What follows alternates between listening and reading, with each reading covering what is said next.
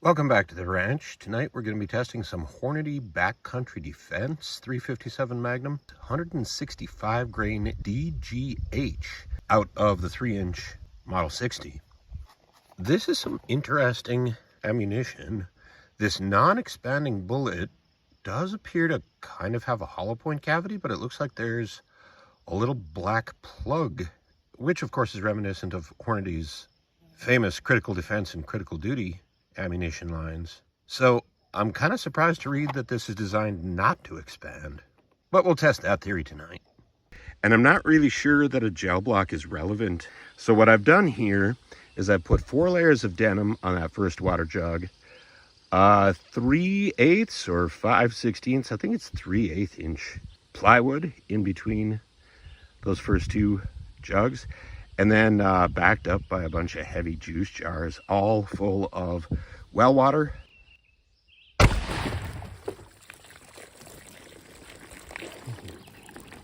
Oh man. Okay, so shot went in just a little bit low, and as you can see, as it's exiting the first water jug, that bullet has turned sideways. In the plywood, classic keyholing. Maybe the bullet is trapped down here between the boards. There is some damage. I'm gonna line up and try this again. Take out another one. 4 layers of denim, 3/8 inch plywood, 3-inch barrel, 357 Magnum.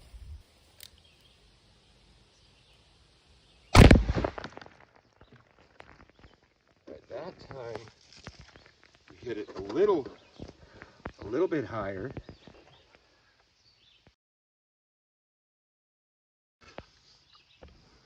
I guess this is setting a bad example. Okay, I don't want to set it down here, so I'm gonna have to walk off camera.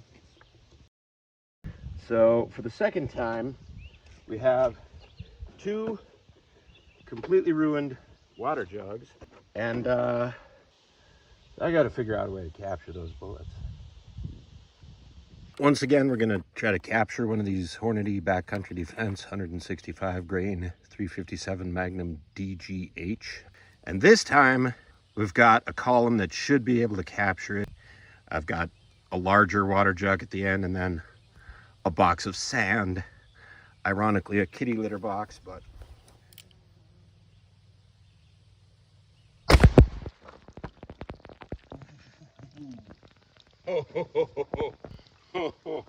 this time I feel like we may have got it.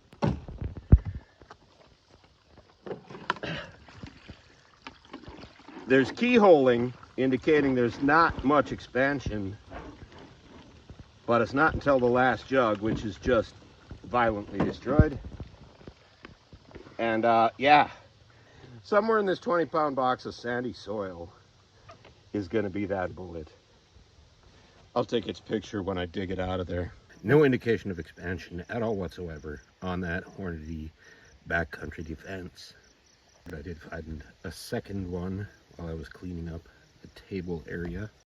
Let's see how close that 3-inch barrel gets us to that 1,510 feet per second list velocity. I'm going to get back a good 6 feet for this, and I'm going to try to shoot that steel back there. 1,104 feet per second.